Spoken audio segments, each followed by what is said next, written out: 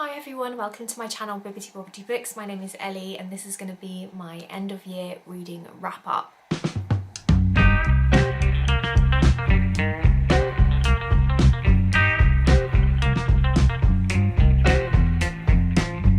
So in this video I'm going to be discussing the books that I read towards the end of 2024.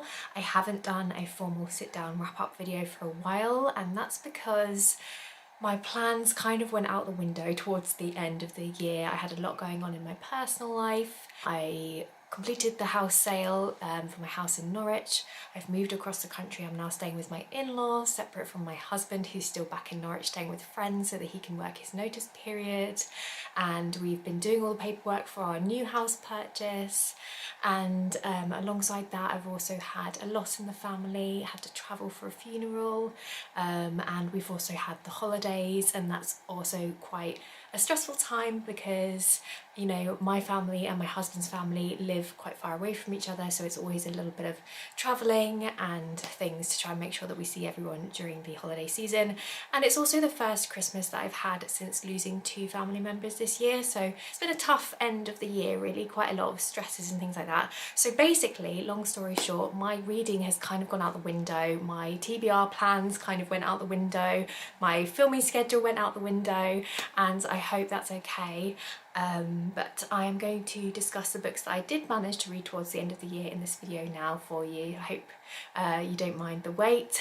I didn't read a whole ton of books, and to be honest I didn't love all of the books that I read towards the end of the year, but that might be in part because my head has been a little bit all over the place, so please do take my reviews with a grain of salt.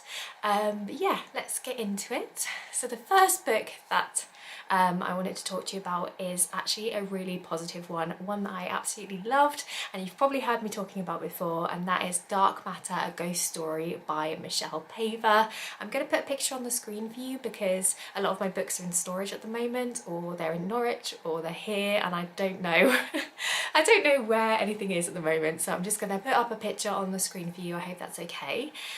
But yes, this is a fantastic horror book, and it's set in the 1930s. It's written as journal entries which document the experience of a man called Jack when he goes on an Arctic expedition, and we follow his perspective as the research team reaches the remote bay where they will be camping for the next year. And the Arctic is obviously a very harsh environment, and there's a large amount of time where the sun doesn't ever rise, so you know they're in complete darkness, and we watch as paranoia and tensions rise. And as the title suggests, it's also a ghost story, so there are paranormal elements as well. But as I said before in my reading vlog for this book, the things that scared me the most about this were the survival elements. So the fact that they are in the Arctic, it's freezing temperatures, you know, even just going outside to check the food stores, you have to put on all of this protective gear which inhibits your sight. It makes you not able to hear properly, and all of that is very scary to me. It's set in the 1930s, so there's no way to communicate with anyone outside of camp aside from Morse code, so the isolation is even more ramped up. There's no modern technology, and you know, you've got to limit rations and things like that. So all of those things were really scary to me, almost more so than the paranormal elements, but that just ramps it up even further. So yeah, I really enjoyed this one. I also really enjoyed the audio narration because I listened to this one on Audible, and it was narrated by someone called Jeremy Northam, and he does such a fantastic job at bringing the main character to life because it's written in journal entries, so you really feel like you get to know the character through Jeremy Northam's performance. He's definitely one of those voice actors that really takes it that extra level, so it's not like he's just reading the book, he's really performing the character, which I think is essential for this type of story. And it felt quite cozy to me because, you know, it's set in the 1930s and the main character has that kind of clipped formal way of speaking, and I don't know, there's just something about it that felt kind of comforting to me in a way. So yeah, I really enjoyed this one. I would highly recommend it to you if you're looking for a wintry audiobook to pick up. The next book that I read was Pet Sematary by Stephen King.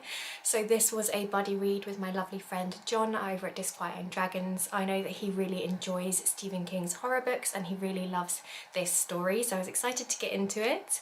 but unfortunately I didn't love it as much as I wanted to, and I know that is quite an unpopular opinion. I know Stephen King is a big name in horror and a lot of people really love Pet Sematary, so please do take my opinions with a grain of salt, but I didn't really connect with this story, and this is the third Stephen King book that I've read so far. I've read Carrie, I've read Salem's Lot, and now Pet Sematary, and I've had similar experiences with all, so I just don't think Stephen King is going to be an author for me. And I think part of the problem is that a lot of his novels are really well known, and so I've kind of been robbed of that element of surprise. I can imagine if you were reading these books as they were published, they would be a lot more entertaining because you wouldn't know what to expect and there would be that shock factor. But because his books have now become so popular and well known, I feel like I already know what to expect going into his books, so it's no longer surprising to me. So for example, this story, I think it's pretty well known that it is about a desperate family who are trying to bring back their son after he tragically dies at a young age, and I feel like it's also well known that there is this cemetery where it's rumoured that if you bury someone in the cemetery they will come back. And so I was kind of waiting for those things to happen. I was waiting for the tragedy to occur, but a lot of these events don't happen until really quite far through the book, and it only really kind of comes to a head and escalates in the last 60 pages or so. The rest of the book is quite slow paced and reads to me more like a family drama rather than a folk horror with paranormal elements, which is what it's pitched as and which is what I was expecting. And I just don't love reading family dramas, particularly dysfunctional family dramas. I feel like the family in Pet Sematary is pretty problematic, and I also really don't like the way that Stephen King portrays female characters. For example, in this story I found that the mother was either criticised as being hysterical and overly emotional, which is ridiculous given everything that she's going through in this book, or she's like weirdly sexualized or just used there to have like a sex scene with the main character. And there is also quite a lot of off-putting language in this story and also cultural appropriation. So yeah, I could go on and I don't want to because I don't want to be super negative on this channel, and I know a lot of people really love this book, but for me it just didn't quite work, unfortunately, and I don't think I will be picking up any more from this author. The next book that I read was A Botanical Daughter by Noah Medlock. Now this one I was very hyped for because I am a fan of fungi horror, and this book has one of the most gorgeous covers ever, and the premise also sounds fantastic, but sadly I didn't love it as much as I wanted to, but we'll get there in a second. Firstly, what is this book about? So this book is set in the Victorian era and it follows two gentlemen, Simon and Gregor, who live in a greenhouse hidden away from the rest of society. One is a taxidermist and the other is a plant biologist. And they get their hands on this rare fungus which shows signs of intelligence. So they decide to grow this fungus inside a corpse so it can reanimate the body and can learn to become self-aware. So as I'm sure you can imagine from that premise, you do have to suspend your disbelief a lot with this book, which is something that I'm normally happy to do, but I think this book may have taken it a little bit too far, and that kind of took me out of the story a little bit. Even things like the setting, you know, living inside a greenhouse is really impractical. I did appreciate some of the descriptions in this book. There were some great visuals of the greenhouse and the plant life and things like that, and I appreciate that it is quite a unique setting, and I also liked that the author really went there with some of their ideas. But I think for me, my main issue with this story was the character development, which really did not feel natural at all to me. It felt like the characters change personalities every few pages. One moment they would be really strongly against something, and then the next day they would be all for it. One moment they would hate each other, then they would be kind of obsessed with each other, and it all just felt a little bit black and white, a little bit choppy and a little bit extreme, and I just wish that it had more nuance, because I feel like there was a real opportunity to have a really interesting character development and character arcs, but there just wasn't enough time dedicated to fleshing them out properly and making those character changes feel more natural. I also just don't really understand what the author was going for with the romance in this story, particularly with the romance between the two gentlemen who live in the greenhouse, because there is also a bit of a sapphic romance in here, which I did actually quite enjoy. But the romance between the two gentlemen was a little bit odd, and I don't really know what the author was going for, because they weren't like obsessed with each other, but they also weren't like toxic and like interesting to follow. They read more like two people who are just staying together because they've been together for a long time and they don't know any different, or you know, two people who are just staying together for the kids, and that's just not a very interesting relationship to read about. Basically, my overall opinions of this book is I feel like it had a lot of potential, but unfortunately for me it didn't quite pay off in the end. The next book that I read was And Put Away Childish Things by Adrian Tchaikovsky. So this is a novella that kind of crosses genres. I guess you could call it fantasy with a little bit of a sci-fi twist to it as well, a little bit of horror twist, and it has a snowy setting, which is why I picked it up during the winter months, and I quite enjoyed this one. It is a story that has been inspired by the Narnia books, and it follows a man who is related to someone who wrote children's books that were incredibly popular, and then it comes out that his grandmother who wrote these books was actually inspired by someone else in their family who was actually institutionalized because she was unwell with her mental health.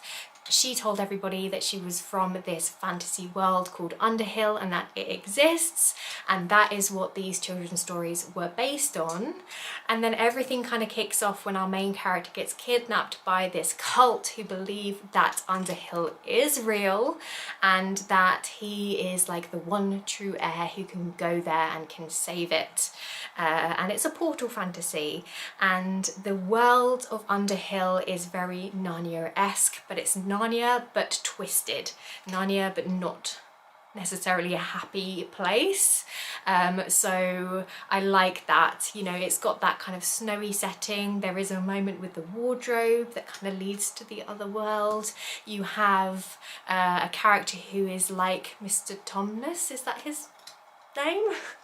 But he's kind of creepy, and I quite enjoyed that. I will say that the narrative goes a little bit out there in the second half of the book. It does all get a little bit meta towards the end, which is a direction that I wasn't necessarily expecting, but all in all I thought it was a fun time and it was a really unique little story, perfect for winter. Okay, and then I read Throne of Glass by Sarah J Maas. This is a very popular young adult fantasy romance book, the first in a pretty long series that has been out for quite a long time, so I'm sure you've probably heard of it before. But I was just wanting something that I could get lost in, that wouldn't take too much of my brain power, that wasn't too serious, and that's pretty much what I got with Throne of Glass. Fantasy romance definitely isn't one of my favourite genres. I do find some of the themes a little bit cheesy, but this was quite a fun time. I don't really know what else to say about this one.